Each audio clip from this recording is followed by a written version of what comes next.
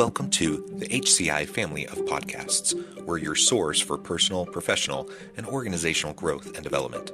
We share our own original research, explore industry trends, and interview executives and thought leaders from across the globe. Join us for practitioner-oriented content around all things leadership, HR, talent management, organizational development, and change management. Maximize your personal and organizational potential with the HCI family of podcasts. Amy Gilliland, welcome to the conversation today. So great to be with you, John. Thanks for having me. It is a pleasure to be with you. You're joining us from the DC area. I'm south of Salt Lake City in Utah. And today we're going to be talking about how companies can be the solution to the loneliness epidemic. You know, this is something I think that's gotten a lot of media attention, or at least more so since the COVID pandemic. As people were shut in and social isolation and such, you know, we started to talk about it more and more, but this actually isn't new. This is something that has been a problem for a long time. I'm a sociologist. And so, I think back to even in school when I first started to read like Durkheim and some of the other sociologists and theorists, this has been something people have been talking about for hundreds of years. But it's only become more and more present in the age of social media, and especially with younger generations. Younger millennials and Gen Z, like this is a really big issue. I also know that for, I've seen studies that for males, there's a heightened sense of loneliness among men compared to women. There's just all these different things. Like loneliness is an epidemic. It's a big, big challenge. And so what can we do generally in society to solve this problem? What can we do in families and communities? But also, what can we do within our organizations? What can companies do? Because people spend the vast majority of their time, the vast majority of their waking hours at work. And if we want companies to be successful, if we want our people to thrive and to be productive and, all of those things, it also behooves us to help tackle this problem, right? So this is what we're going to be unpacking and exploring together today. As we get started, I wanted to share Amy's bio with everybody. Amy Gilliland is president of General Dynamics Information Technology, a business unit of General Dynamics Corporation. GDIT is an 8.5 billion global technology enterprise with operations in 30 countries worldwide and 30,000 technologists and services professionals delivering critical missions capabilities across defense, civilian, and intelligence agencies. Gilliland has more than 25 years of public sector experience, including services in the U.S. Navy and nearly 2 decades in leadership positions at General Dynamics. There's a whole lot more I could say, but Amy, I'm going to pause there. Anything you would like to highlight by way of your background or personal context before we dive on in further? No, just I think I would underscore that GDIT is in the national security business, and I think that's relative to this relevant to this discussion because our mission is to protect the national security of our country, and so having employees that can come to work in the mental state and be happy and able to thrive is really important for our mission and our customers. So yes, absolutely. I think the workplace has a huge responsibility to help address this issue, as you discussed at the beginning of the podcast. Yeah, well, and when we think about the national defense, that adds other layers to this in terms of mental health, anxiety, PTSD, like all of those things. Added layers and intersections with loneliness. That just complicates things even further, right? That's such a good point. So another to drill down on the national security mission that we serve, as well as providing government services to Americans. About a third of my workforce are veterans, and of my 28,000 employees, about 15,000 of them have security clearances. And so in both of those populations, there has been an historic stigma about mental health and whether you can get help, how that would be perceived. And there's a general reticence to do so.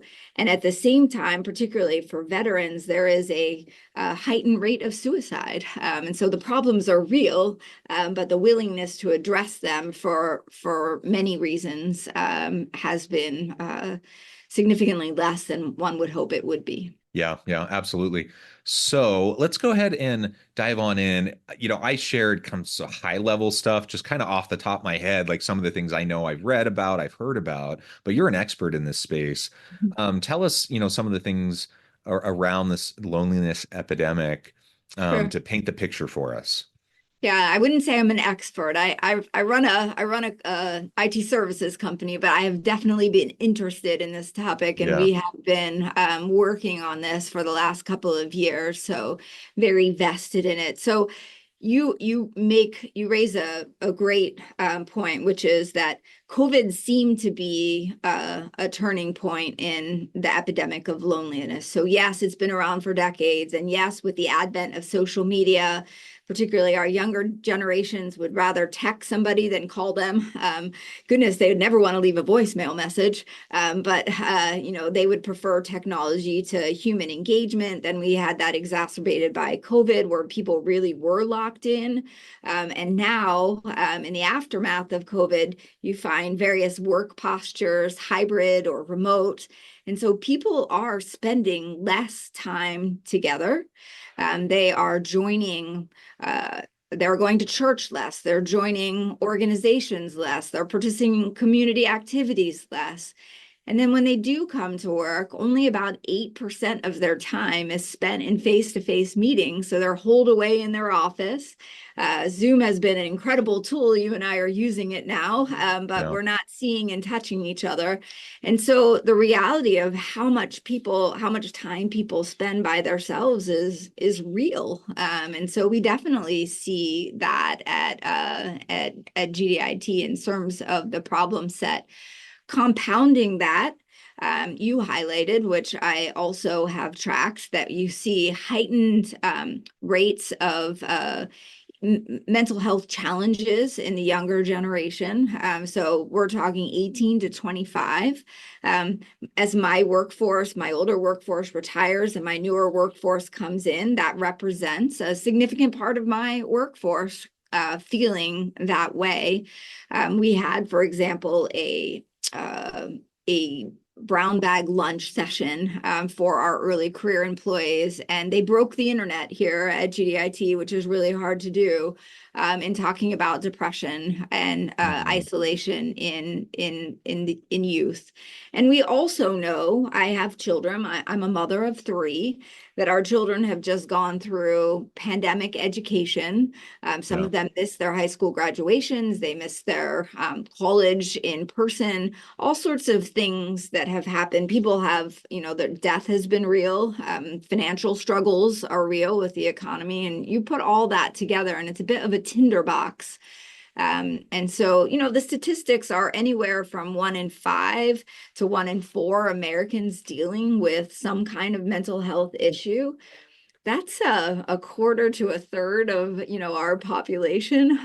That's significant. And so the struggle is real, John. That's what I'd say.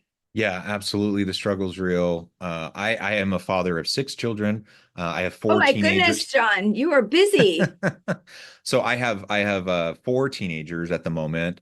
They're all packed together. So I have one, my oldest, who just left the teenage years. And then I have Mhm, four teenagers, and then I have one that's almost a teenager. So they're all lumped in there, right? They're all of mhm. that age. And I'll tell you, yeah, from a parent's perspective, it's hard. Like it's hard Well, it's always been hard for teenagers. Like I think yeah, when I was a teenager, it was hard. Like being a yeah, teenager is a hard time. it- Hormones, all of that, right? But it's yeah. extra hard now. It's harder now than it was before. Well, And and I feel for yeah, them. the Surgeon General, has been highlighting loneliness as an epidemic for our youth. And by the way, I've been highlighting how hard it is to be a parent of the youth. So it is really hard to be. I have my oldest will be a teenager in a month, but he's essentially a teenager now, and it's interesting. Sporty, John, sporty. I don't remember the exact statistic or anything, but I remember reading about it, something to the effect that like 1 in 4 uh, younger millennial Gen Z members of the workforce say they don't have a friend at work. Yes. Something like that, to the to Yes. the point that they literally feel that level of loneliness where they Yeah. don't have someone they connect with. They So it's don't have. interesting. I read a statistic that said previously, so sometime before now, somewhere between around 75% of people knew their colleagues well on a personal level. Mhm, And that number is somewhere in the mid 60s now. So I think what you say mhm. is really true. People, and if you're working remotely, it's hard to establish those kinds of relationships. Yeah, and if I think it's harder and harder for people to develop friendships outside of work because we're more socially isolated. And so one of the primary ways of developing friendships is in the workplace. And if more and more people aren't developing friendships in the Right. workplace, then where are you developing them? So Right. it it's just a hard thing. So what does that mean for what organizations can do? Like what Sure. is the role organizations can play? And that's a bit of a fraught topic because like are organizations supposed to play matchmaker? That's a problem. You're not trying to like play hookup with your employees. That's a mess that you don't want to wade into. But like Right. what can Yeah. organizations do to foster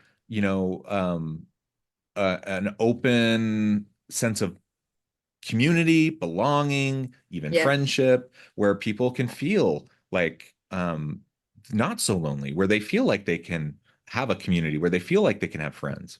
Yeah, I'd say a couple of things. So first of all, I think everything that we've talked about is the business case for why the office has to be part of the solution to this loneliness epidemic.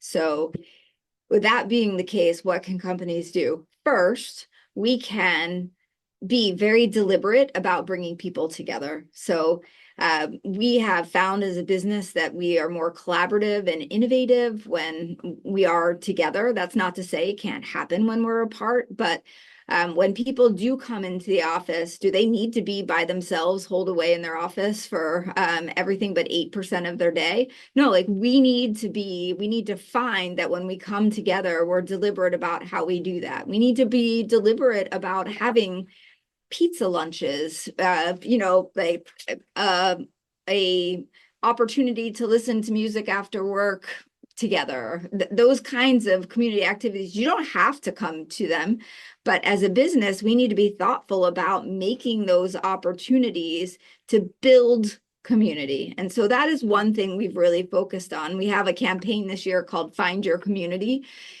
We found during COVID, particularly in the aftermath of some of the social crises that our country experienced, that employees wanted to come together, and our employee resource groups really took off. So at a company like GDIT, creating community can be as simple as a part of the organization having a pizza lunch once a month, which our defense business does once a month. Anybody can come. Mhm. You don't have to come, but you can come.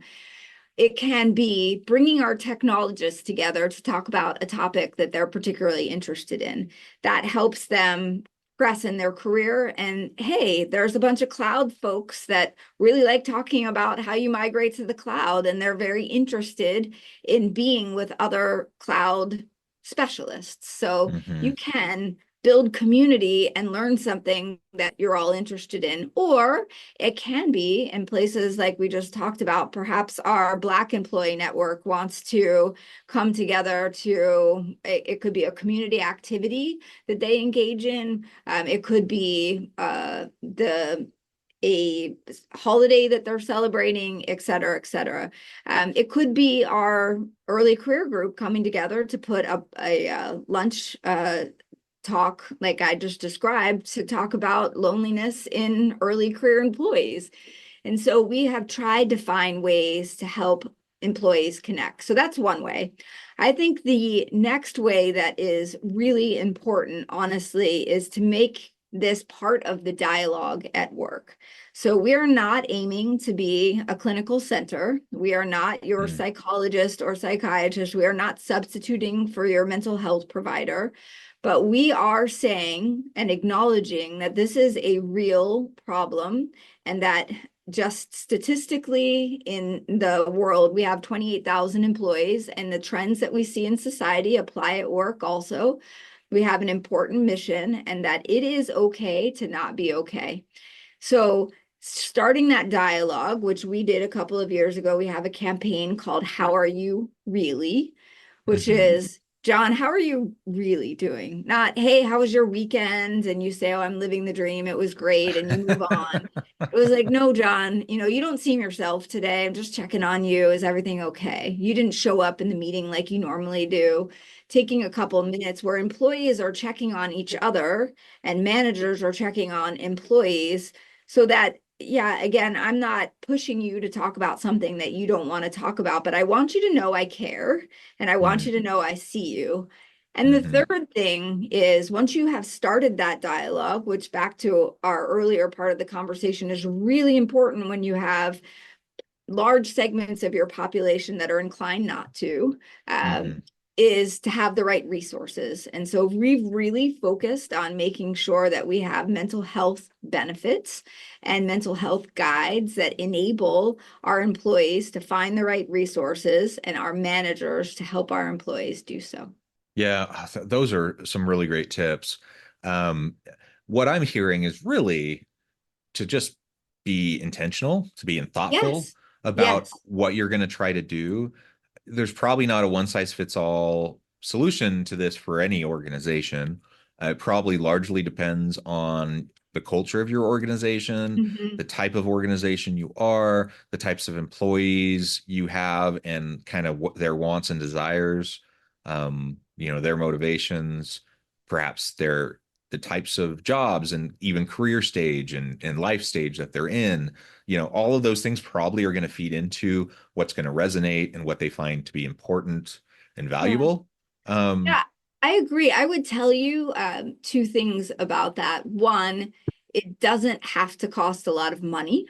So yeah, your point about intentionality, it's really more about that, to keep the dialogue going. I was really clear with my employees when we started talking about that this wasn't my email of the week or my email of the month. This was going to be a sustained conversation because this is a serious issue that takes serious attention.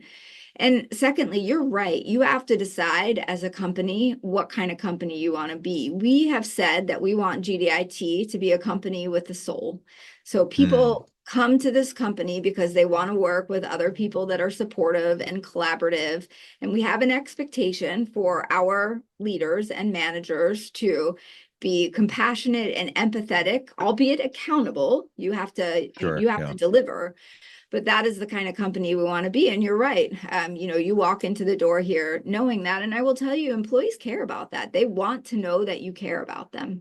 Yeah, and I think most people want to be in that kind of an organization, even if you are in a more of a cutthroat kind of a industry, more cutthroat kind of an organization. And we know there are Mhm. industries and organizations like that. There are places like that where that's the culture, and some people thrive in that kind of a culture, and they want to be in that kind of a culture. Mhm. But even if you're in that kind of an organization, people still like appreciate being someplace where they're valued and where they like can show up and like know that people like care about them. Like I think that's still like a human need. Yeah. And so I think regardless of where you're at, just have those conversations, be open, be transparent, have the conversation, have the dialogue, and see what your people need. Because people are really good at putting on a mask. They're really good at putting on that facade and Yeah. acting like everything's fine. You Mhm. you said like on Monday morning, how was your weekend? What did you do? And everyone's like, oh, it was great. And they might rattle off the things that they did, or they might say, oh, I didn't really do anything, but I just had a nice relaxing weekend. But behind the mask, Right. you know, they had Yeah. all of these hard things happen that they're not willing to say or share.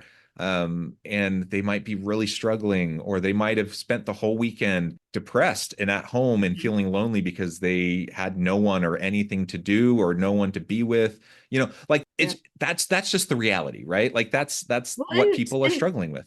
and social media encourages that behavior, right? Nobody posts Hmm. anything they don't post bad pictures on social media. They don't post imperfect weekends, Hmm. because that's not the news that people are out there, swiping to read. So you're 100% right. And just to be clear, we believe, and I have seen evidence from our own performance, that having a compassionate but accountable culture it produces not only better retention of employees, but it produces better innovation and better performance. The thing is, Yeah. when people think that you care about them and their careers and how their families are doing, but they respect that you're holding them accountable to deliver, they will work harder, lean in, innovate better, that they will deliver in ways that if they feel isolated or not seen, perhaps they might not. Yeah, absolutely. Well, Amy, this has just been a really great conversation. I know at the time I need to let you go and get on with your busy day, but before we wrap things up, I just wanted to give you a chance to share with Yeah, the audience how they can connect with you, find out more about sure. your work, your team, and then give us the final word on the topic for today. Sure. So, one thing I want to highlight, we did launch this How Are You Really campaign, and we have a lot of resources that we have developed, which are free for anybody to access. So, for instance, we have Manager Conversation Guide. Perhaps you see that there's something wrong with an employee. You can tell it, but you're anxious about having the conversation. How do you have that conversation? How can that be less awkward? How can you behave in that environment? How does an employee have that conversation with their manager? We have an employee conversation guide. We have a guide that shows the real facts on security clearances and getting Mm, mental health advice or help. The bottom line there is that almost never will your security clearance be taken away because you've sought mental health mm. resources. So gdit.com/mental health, all the resources are there. So please, if your audience is looking for how they might adopt some of this for their own organizations, they're all free. It could be a great starting point. We haven't necessarily, they're not perfect, but they have worked well for our organization. And I guess just to sort of cap this off, I believe strongly that work and home life are blended in ways that they've never been before. And so the workplace can be a source of help, and we can help our employees by talking about the loneliness epidemic, by being intentional when we are together so that we can create connection and community, which doesn't exist in our external lives in the way it once did. And we can create a dialogue where people can speak up and talk about when they need help. And I think it's incumbent upon leaders to set that example and create cultures where that is very much how the organization thinks and feels and delivers, being that company with a soul. Yeah, I love it. Let's always strive to be that company with a soul. There's Yeah. so much need here. I think there's so much we can do. Amy, thank you so much. It's been a pleasure. I encourage the audience to reach out, to get connected, find out more about what Amy and her team can do for you. And as always, I hope everyone can stay healthy and safe, that you can find meaning and purpose at work each and every day. And I hope you all have a great week.